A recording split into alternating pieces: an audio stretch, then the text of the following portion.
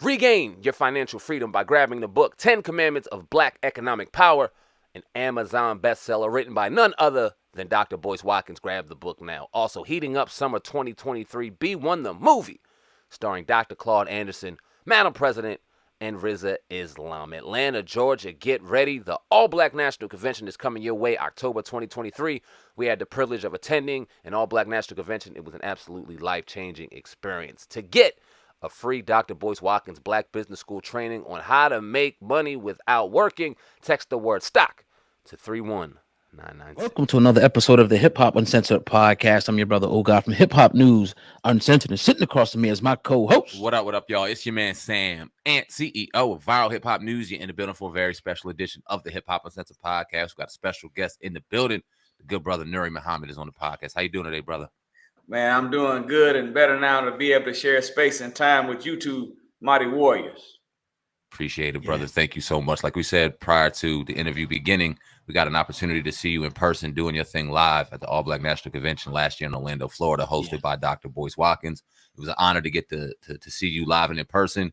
And I'm glad we finally got you on the show. I think it's been a little bit too long, but we had you today and we appreciate you. So how you feeling, brother? With everything going on in this world that we live in, overall, how are you feeling? I'm doing pretty good, by the grace of Allah. Fighting, as the scriptures say, fighting the good fight, but doing pretty good. Thank you. Absolutely. So we always like to start, man, and get your backstory. I was reading, that you were the son of an Iranian, military guy, and you were raised by a single mother. Could you kind of just get into a little bit of your background and how you came up? And I seen that you joined the Nation of Islam at about 16 to 17 years old. So you kind of get back and walk us up. Well, that is the true story. I didn't officially, I met my biological father for the first time when I was 18, graduating from high school, and talked to him a few times and didn't see him again till I was 31 or 32. And haven't seen him since then. So I'm thankful to Almighty God that he was able to share the DNA from the people of Iran with my mother's DNA, because that DNA from the people of Iran, these are people that offered civilization to that part of the hemisphere, and they never went through the state of Jahiliyyah or ignorance with the Arab world, and they never lived the cave life of Europe. So that DNA multiplied by my mother's DNA, being the direct descendant not just of God but of the royalty of our ancestors and the slave resilience. They met each other here when my mother was in high school, and my mother got pregnant with me in high school and had me. And again, she was the one that was my mother, my father, like most of us, and all the above for my whole life. And I finally came in contact with the teachings of the Honorable Elijah Muhammad when I was about 16 and joined the nation at 17 years of age, and the rest has been history. One thing I've always admired about the brothers from the Nation of Islam is their structure. It's like no other. You talk about from the way you speak to the way that you present yourself, from the way that you dress, on how you defend yourself, and just the overall respect that is given to the Nation of Islam. What motivated you to want to join that at age 16, and how were you different then as compared to when you joined? Well, before I came in the ranks of the nation, I was just growing up like a traditional young black male in the trenches. The neighborhood I grew up in was a real life New Jack City of Indianapolis. Everybody sold dope, and whoever wasn't selling was using. Right. So, 4 or 5 corners, everybody sold dope. So I picked up the bad habit, not of using, but of selling. And at a young age, I noticed myself dying on the inside as I was serving. And I didn't like the way it felt. But anybody that's ever sold dope know it's just as hard to stop selling as it is to stop using. That's why that old saying, getting two birds with one stone, you can bring that up to the modern times, and they got two Negroes or two black people with one crack rock back then. One, they made a fiend for the drug. The other, they made a fiend for the money. So all I knew to get right was to go to church. And I started going to church with one of my partners from the neighborhood, and Bible study, Sunday school, double servicing it on Sunday. But I still didn't feel like I was getting the strength to resist the pull of the streets. And lo and behold, brother old God, lo and behold, brother Sam, and I had a girlfriend whose father knew something about the nation. He wasn't in, but he had tapes and books about the Honorable Elijah Muhammad and the Honorable Minister Louis Farrakhan. She laid on me a message to the black man, 2 tapes about a minister. And every time we talked, I wasn't trying to talk about no black consciousness and morals and all that, but she kept talking about it. And I listened to those tapes, started reading that book. And I said, this is how I've been believing and thinking all my life. I just didn't know how to say it like this. And I had in my mind, like you saying, structure. I'm looking at from the outside looking in. It looked like the brothers is so structured, so disciplined, so crisp, so righteous. I said, man, I don't think I'll be able to have no fun if I join that. So I said, man, look, they probably don't laugh. They probably don't go to the movies. They don't go to restaurants. So I said, you know what? If I can prove it wrong, I'll leave it alone. But if I can't prove it wrong, I'll give my life to it 100%. And you see me right here suited and booted. So you know what ended up happening from that survey. I couldn't prove it wrong. I only could prove it right.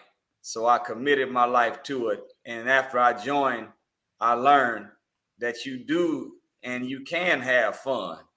In fact, we are taught, work cheerfully and fear not, you the righteous best and the powerful. So I came on in the ranks at that early age, but I felt so bad about being this dumb all my life because I should have known this. Right. So I started studying 8-10 hours a day while I was still in high school. And they seen me, and really, I'm gonna tell you the truth. I was trying to replace the old getting money.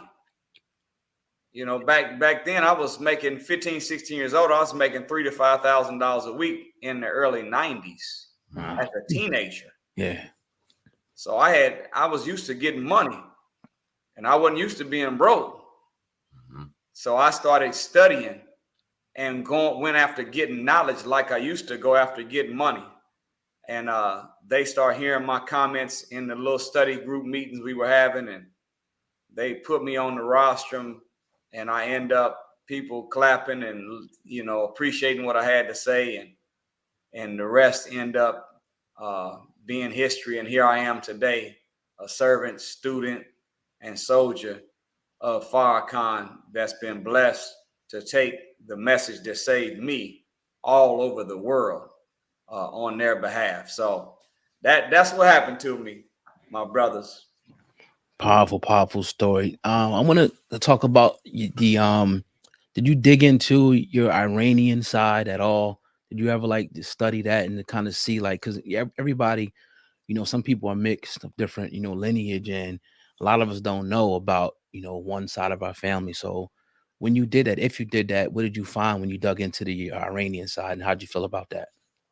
Well, the good thing, of course, about the modern time is they got 23andMe, and they got Ancestry.com. They got all these different technological programs that you can tap into to learn something about your history.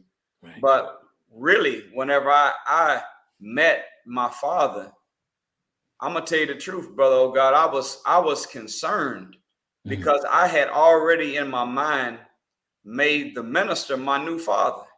Okay. And I didn't say it out loud, but in my mind, I didn't want anybody coming into my life that would interfere with the mobile mentorship I was getting from the minister via his lectures.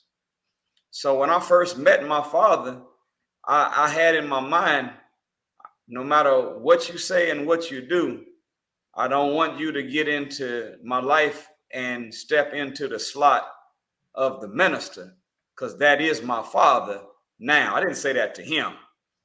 So when I met him, the only thing I really wanted to do was interview him to find out what I was made of. And keep in mind, you know, sisters and brothers, that no matter what DNA you come from, when the scientists go into the genetic composition of a human being, they study the double helix and look at all the different genes and chromosomes. Mathematically speaking, we are at best 20% of our mother and our father, or our mother and our father's family. The rest of us, the other 80%, is based on the decisions we make in present time. But I did want to know what that 20% was made of. So all I did when I met my father is interviewed him. What was your father like? What was your mother like? What was your brothers and sisters? What kind of family did we have? Where else did you all live? And I learned about my grandfather, who was a marathon runner. And by the time I met my father, I had already run 2 marathons. Wow. Ain't that something? Yeah. And I learned about my grandfather's name, which was Farad, F-A-R-D, Wow. which is the same name as the teacher of the Most Honorable Elijah Muhammad, just spelled different. They were Muslims and I didn't know it, but I became a Muslim. So I was able to, Brother Sam, and I was able to kind of parallel present time decisions with the DNA that I inherited. And it gave me validation that I was at the right place at the right time, doing the right thing. And I haven't yet been there. We were scheduling a trip to go, but it got a little hot going into Iran. And so, inshallah, God willing, in the very near future, we're going to go over there and touch base with some of my family. And, you know, the minister said it like this: it's going to do good when they get a chance to meet a son of Iran who's also a son of the Nation of Islam, because they've got big love for the minister and big love for the nation in Iran. So I'm looking forward to making that trip where I can have my own hands-on learning for myself versus just interviewing my biological father on what's in me. Appreciate you sharing that. I want to transition a little bit into hip hop, because we obviously run various hip hop platforms, but what we like to do is we like to take the genre and the culture of hip hop and immediately put it right into the culture of who we are, because hip hop is who we are. It's a huge staple and a huge part of who we are as a culture. And we obviously see where hip hop is today, and there's a lot of layers that we would like to go through in this conversation of hip hop. But what I would like to know initially is, what was your introduction to hip hop, and how did you feel about it? How did the community feel about it when it was first introduced? Well, you know, I'm born into hip hop. You know, when we came up, that's all we listened to. At that time, as a 8-9-year-old, it was Run DMC. It was LL Cool J who was writing Run DMC's raps at 13 years of age. I didn't know that. But that's kind of the way we came up. You know, we came up on the Ghetto Boys. We came up on Too Short, and we came up on the Spice Ones, etc. We came up on the Public Enemies. And as time went on, I noticed that music or hip hop had gone from just being rapping about music itself to actually putting social commentary, rapping about the resurrection of us as a people, mentally and spiritually and financially, and clapping back on the enemy that had messed us all up. So when I first came in the nation, at that time, Black consciousness was the dominant theme of hip hop. Of course, you know, the gatekeepers of the industry, the big owners of the record labels, they could not allow the number one most listened to form of music have lyrics that were revolutionary and liberation lyrics and revolutionary rap that was shaping and molding young black soldiers to not kill each other, but be an army to stand up against their oppressor. So it went gangster rap before I got out of my teenage years. And now I don't know what the hell you'll call this right now. Right. But this is, unfortunately, this is the most disrespectful form of music that I've ever heard in my life. Every song, bragging about being a dope fiend, bragging about taking somebody's girl, bragging about how you'll kill and who you'll kill, how many people you'll kill. So, hip hop has been hijacked. It's a beautiful stallion that, if written properly, can shape and mold our people. The minister said this. He said, music is the universal language of a people. And he said this. He said, one good rap song is more effective than 1,000 of my speeches. Think about that. 1,000 3-hour speeches by the minister can be trumped, according to him, by one 3-minute good rap song. That's how do we? Music is the best teacher on the planet. Yes, sir. Most effective of all forms of teaching is through music. How do we learn our ABCs? Song. It was a song. So, we have to take it back. We have to get it back since it's ours. We have to take it back, and we have to start controlling the narrative. There is no such thing as gangster music. There is no such thing as ratchet music. There is no such thing as drill music. Music is the sounds that come in the background. You can have ratchet lyrics. You can have drill lyrics. You can have gangster lyrics. But music, everything that they play in music really is a duplicate or a replica of the master musician, God himself. The beat of a drum matches the heartbeat that God created. The horns that you hear, you can find birds that sound just like the saxophone, the clarinet, and the flute. The sounds that you make, even the small cymbal sounds that you hear in music, there's insects that make that sound and made it first. Even if you listen to a large body of people cheering, it sounds just like the roar of the tide coming in from the ocean. So God himself is the musician. We just need liberation lyrics and revolutionary rap to be put over top of this music so that we can take it back and allow it to be the best and most effective teacher for good. That's my experience with it then and now. And I still listen to what music that's not perfect, but at the same time, I'm trying to make sure that whatever goes into my eye, my ear, or my mouth is food for my purpose for living. And a lot of that which is on the market today would not feed my purpose. It actually would be sound pollution that could corrupt my purpose. This music today, unfortunately, has become toxic, and it needs to be detoxified and returned back to our narrative that liberates our people, like it used to be whenever we was first singing what they call Negro spirituals, which were slave revolt songs in coded language. We got to get back to that. Right. Now, I agree with everything you said there. But going back, do you think that it was more so, the execs that pushed this agenda, or do you think it was a mixture of the artists as well, rapping that way? Because obviously, they're rapping about this stuff, but this stuff is going on in the communities. Do you think the execs pushed this and changed the course of hip hop, in your opinion? Yes. See, this was an ancient, brother. Oh God, was an old statement that was a mantra among slave masters when we were on the plantation in 1555 all the way through 1865 and beyond. Listen to this mantra that slave masters had. Nigga sing, nigga dance, nigga jump, or nigga die.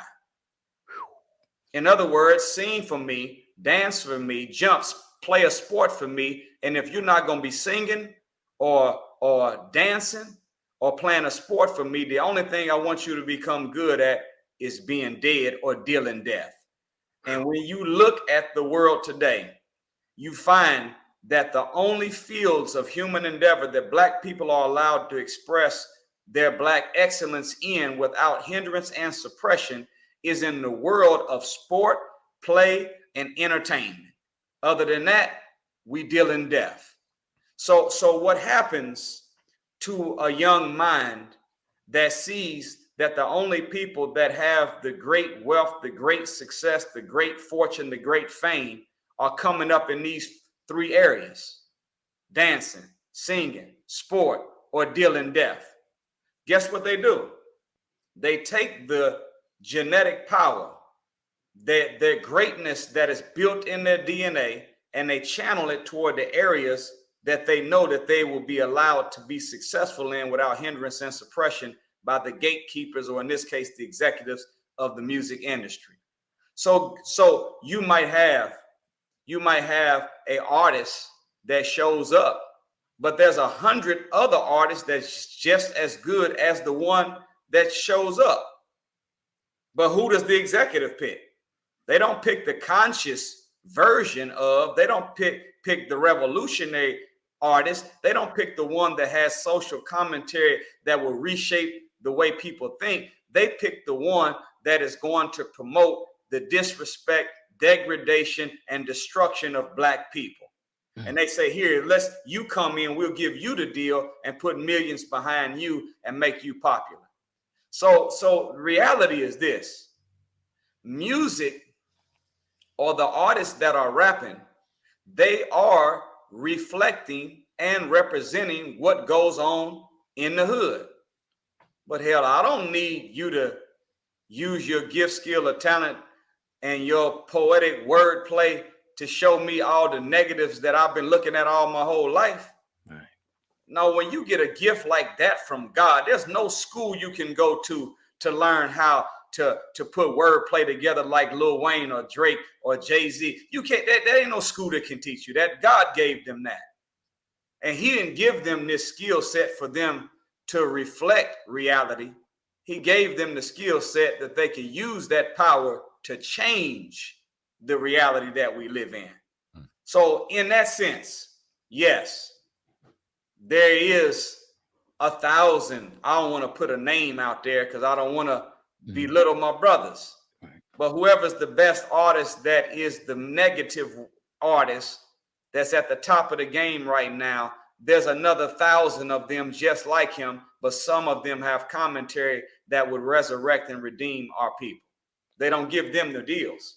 They only give the one the deal that's going to promote the foolishness. Did you know, Brother Oh God, that Tupac, whenever they did the song Two of America's Most Wanted, that in the commentary at the end, Tupac said he made a statement. He said, after we get finished with these black bees, we can go after these Jewish hoes. Do you know they made him edit that out? Wow.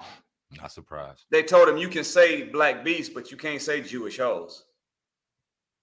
When Michael Jackson made the song, They Don't Really Care About Us, he said, sue me, Jew me, you will never do me. They made Sony recall millions of albums to take the word Jew out. Look at Kanye West's old song. He said, I can't remember the exact words. He said something about dope drug dealers buy Jordans and crackheads buy crack. And the white man's getting paid off of all of that. Listen to the radio version. And the word white man is deleted. It's edited out. Wow. So what is it that you can't say negative Jew? You can't say nothing negative about white people. But every song we can make can whoop a nigga, kill a nigga. We can always degrade ourselves. but we can't degrade no other nationality of people. Who set up and who controls that narrative? Think of that for a second. So this is an industry that is controlled by gatekeepers that do not care for the good of the rise of us as a people. They want us to continue to use the gift, skill, and talent that God gave us to reinforce nigger culture and nigger life. Because a black man or a woman functioning like that is a non-threatening entity to white supremacy and a power structure that exists. You know, Kanye West is a good conversation piece right now to kind of go to, because we've seen him throughout the years, but just recently, Kanye West as a whole, and he hasn't made everybody upset in our culture, but he's made black people upset. He's made white people upset. And just recently, he said some things that people deem to be anti-Semitic. Now, we've had numerous conversations about that conversation on this platform, and we see a lot of people upset about the anti-Semitic or the anti-Semitism he's been quote unquote spewing. But we ask ourselves, what exactly did he say to deem it anti-Semitic? So can you just break down the term anti-Semitic and why, when it comes to when we as a people just have opposition toward the powers that be, and most of the time that happens to be people from the Jewish community, why they seem so hell-bent on not only calling us anti-Semitics, but just not even having a conversation around, hey, these brothers seem to be claiming that they are the true children of Jerusalem, the true Jewish people. They never want to have that conversation. Can you kind of expound on that? Well, it is a simple view of the dictionary of the word Semite, and it speaks of a Semite being one of an Afro or African origin or of the Arab population. So in that context, we are the real Semites. So to be anti-Semitic means to be anti yourself. The thing that happens is they use this term as a way of muzzling and shutting people and putting you really into a social prison by which you will never have a platform to express yourself.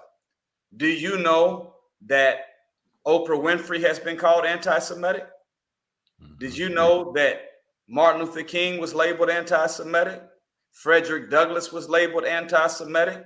Desmond Tutu was named anti-Semite. Mandela was labeled an anti-Semite.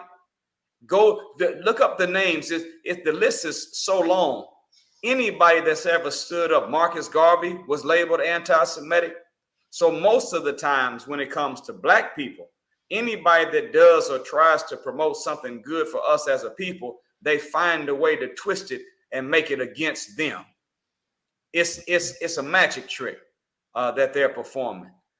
One of the things that should be looked at is when Kanye West made the statement and he said, I think that I'm going DEFCON 3 or something. So look up what DEFCON 3 stands for. Yes, sir. It is a military maneuver wherein you are putting yourself in a position not of offensive against something, but in defensive and being prepared for whatever they've got coming for you. So there's a lot that needs to be studied. And I think that there should be some measure of weight put on one of the latest interviews that our brother made, where he talked about the drugs that they were giving him.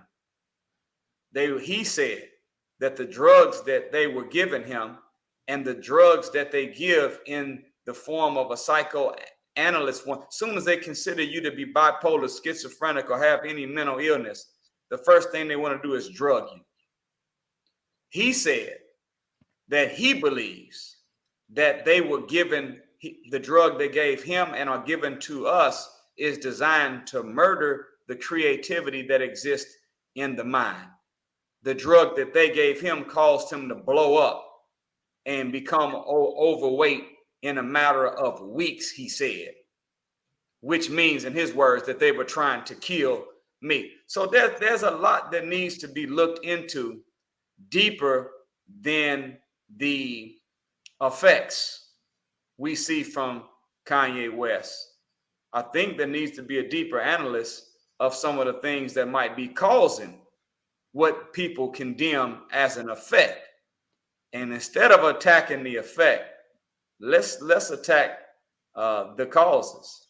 Of course, you've seen him in the shirt, White Lives Matter, and everybody went crazy over that. And the real truth is that, of course, we are sensitive to hear such a statement or see such a statement on the back of a shirt of a black man or a white man, because it has been a rebuttal statement for Black Lives Matter. And the reason we in 2015 came up with the slogan that Black Lives Matter is because the way we were treated by the police, prosecutors, judges, and society in general, we were treated as if y'all don't think our lives matter. There are no white Trayvon Martins. There are no white Tamir Rices or white Sandra Blands. There are no white Freddie Grays. We are the only ones. There are no black police vigilantes going out killing white teenagers in white communities, but you have white ones doing that to us. So we said Black Lives Matter because the world obviously didn't see that. White lives matter is what he had. Is it true? Yes, all lives do in fact matter, because all life comes from one source, God himself. And anything that is in existence is by the permissive will or the active will of God himself. So anything that exists does matter. But we are hurt and offended as a people because we see him saying that at a time when we're trying to make it clear that we are faced with injustice. But white life mattered to God for him to bring it into existence. Black life matters to God for us to bring it, him to bring it into existence. So technically, the slogan, the shirt, is not a false statement.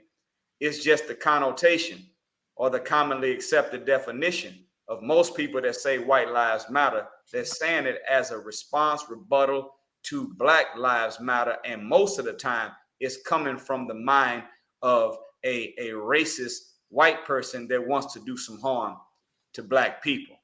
Truth is, though, all life does in fact matter, and we are headed toward a world whenever there will be no tyranny, oppression, no injustice, no wickedness that exists anymore, and we won't have to wear any shirts or slogans, because all life will matter that exists to those that are allowed to survive this great calamity that's coming on this world. When the new world begins, all life will matter and there won't be an argument anymore. Very well put.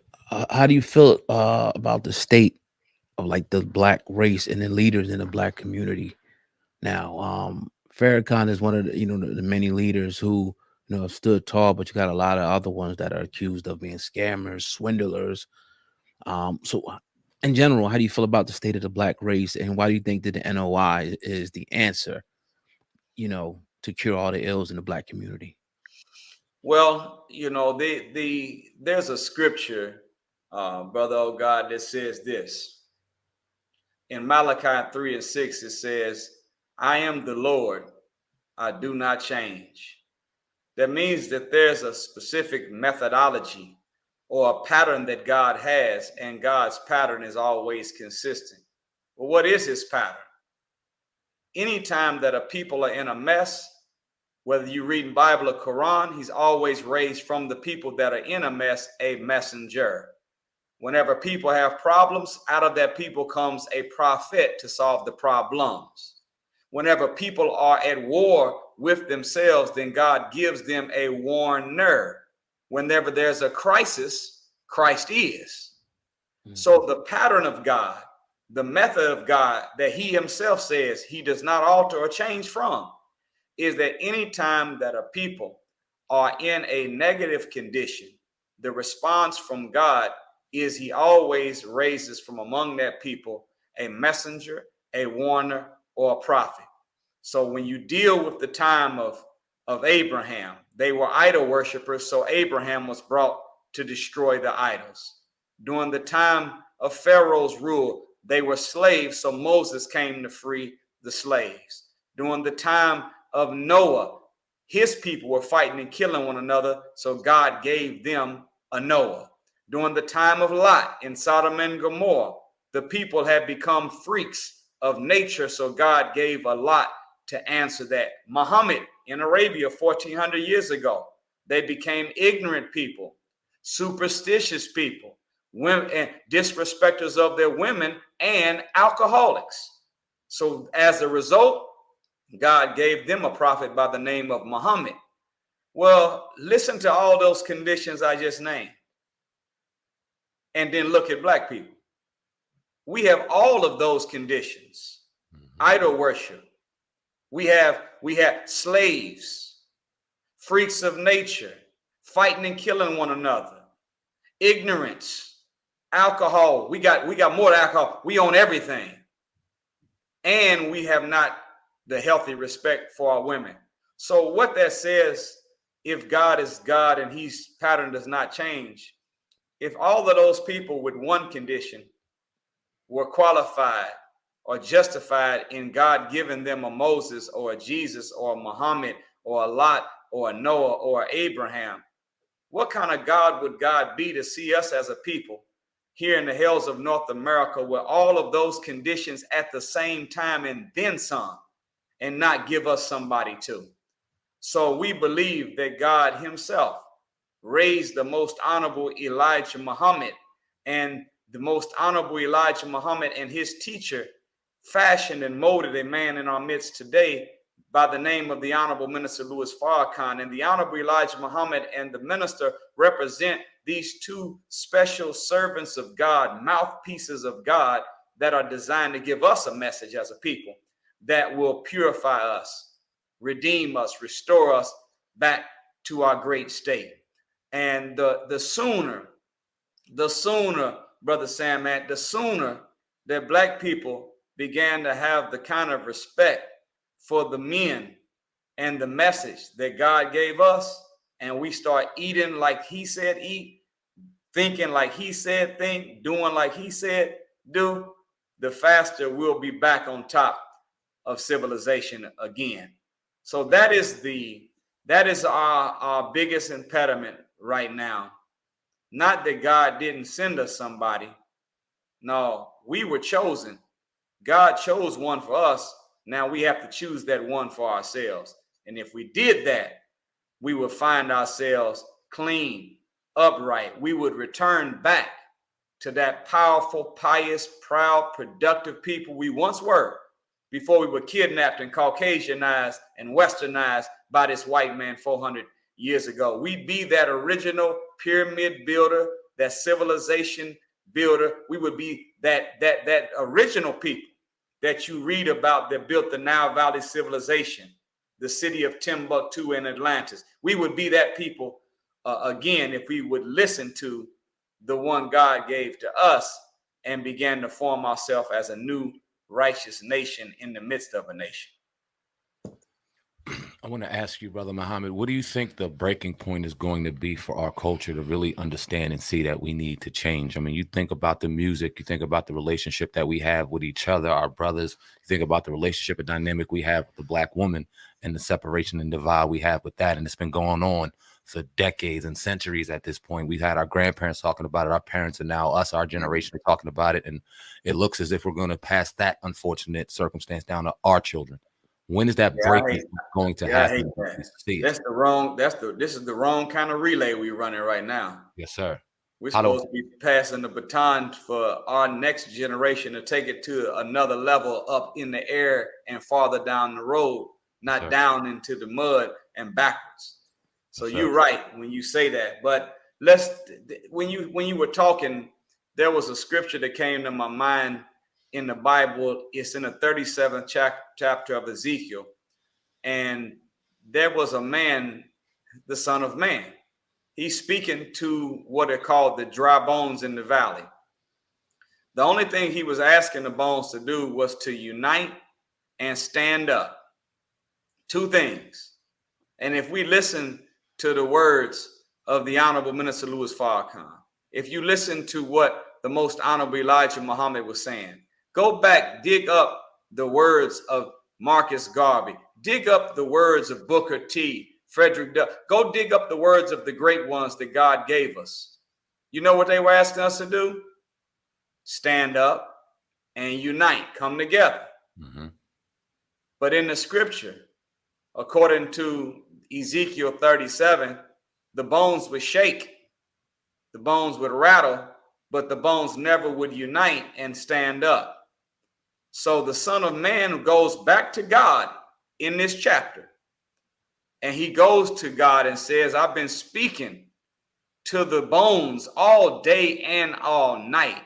They've shook and they've rattled, but they refuse to come together and stand up. And God told the Son of Man, go back and stop speaking to the bones.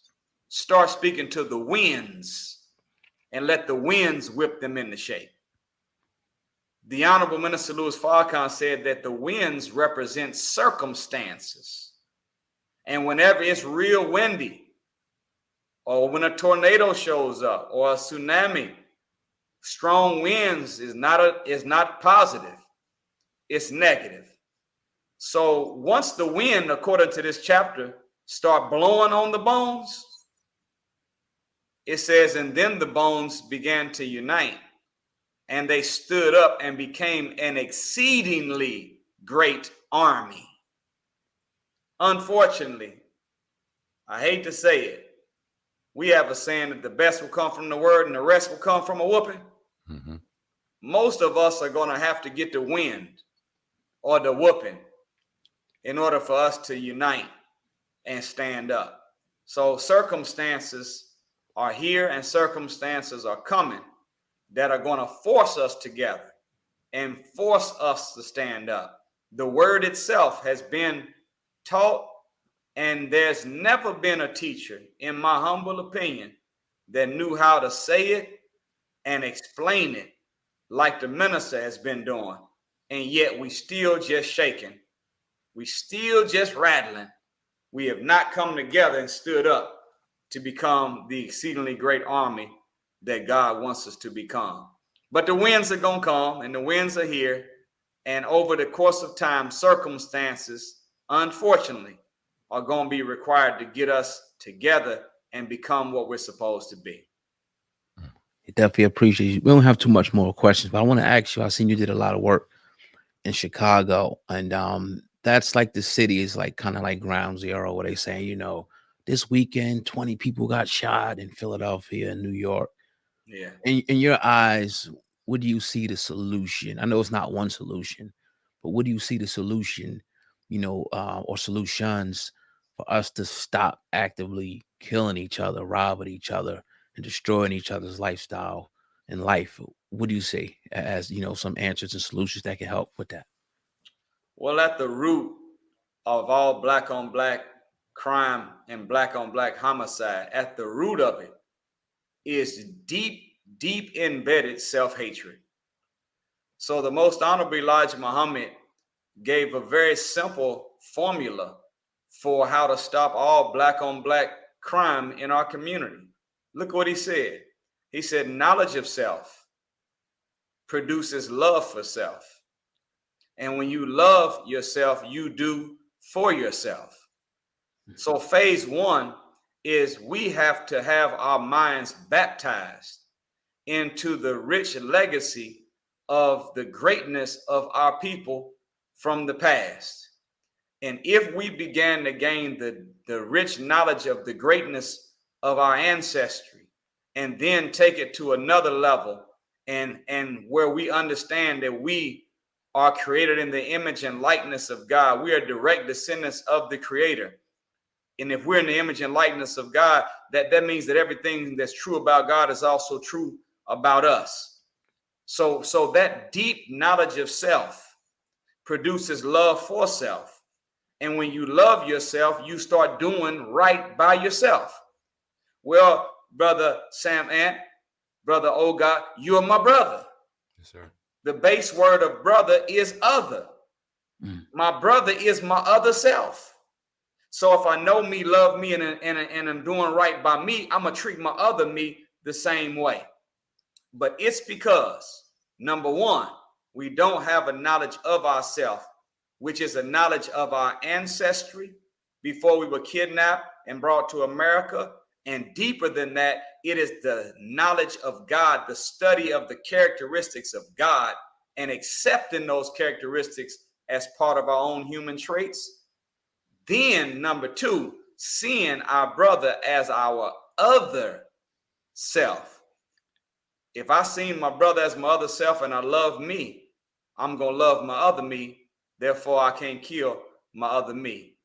It's unfortunate that the first line of conflict resolution for us as a people has gone so low that we don't talk, we don't investigate, right. We just shoot. And what we find, Brother Sam, man, is that anytime that there's a disagreement or a conflict, the natural reflex is for us to reach up into our mind for some knowledge, wisdom, understanding, and we then communicate back and forth with somebody that we have a disagreement with. But what's happened to us because of the educational killing field that we've participated in, never learning about ourselves, never learning about our contributions to civilization. We don't have anything when we reach up into our head to use to solve the problem. So if my natural reflex is to reach up, but I reach up and there's nothing there, then my second thing to do is to reach down for a weapon.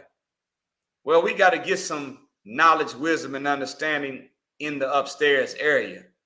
And if we had wisdom in our mind, we could reach up for knowledge, wisdom, and understanding. Disagreement shows up, we talk it out.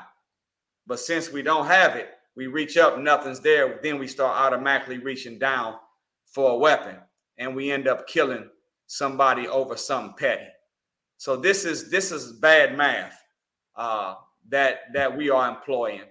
And I used to go to, they banned me from the federal penitentiary, but I used to go to 8 federal penitentiaries every 2 or 3 months on a little tour teaching. And out of all the sets that we went to, Brother Oh God, listen to this. I'm going to step out there and say 99% of everybody locked up made an emotional decision over a matter of a couple of minutes, 2 or 3 minute decision that they regret that changed the rest of their life. Wow. So if there is no intelligence, and just a quick teaching lesson, the higher the emotion, the lower the logic. So if someone has on a scale of 1 to 10, if you got a 10 in emotion, you have a 0 in logic. If you got an 8 in emotion, you only got a 2 in logic. Flip that around though. See, when you got knowledge, wisdom, and understanding, you operate not where your emotions are controlling you, but you're controlling your emotions. So you stay at a level 7, 8, 9, 10 in logic, reasoning, deduction, induction. You stay mathematical minded. You always weighing the what ifs. You're weighing the consequences of this decision. But when you don't have that, you stay up 8 to 10 of your mind is all thinking emotion, which means your logic is 2 or below. So most of the brothers in there made an emotional decision in a matter of a few minutes that messed up their whole life. We have to get serious. And I'm not saying, we got to change the curriculum. We got to make the school. They ain't going to do all that. Mm-hmm. We have to take up time every day in our life and put our phone down, pick up a book, and start reading something that's going to be good for us and that we can share with other people. And then when it comes to our children, we got to do a better job at celebrating academics like we do athletics.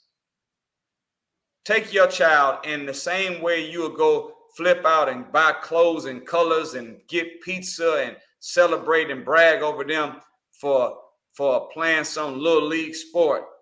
Get like that about them reading and getting knowledge, and not the same little knowledge they get from school. Give them some other books that teach them the knowledge of themselves and their rich history, that teach them on the power of the mind and the value of building character. And look, I used to pay my children for reading them. That's smart. It is smart. Put some chips in their hand. Right. During the summertime, tell them, look, for every book you read, I'm going to quiz you on it. You got to know what you read, and you got to be able to come back and tell them. Now, that means you got to read it too.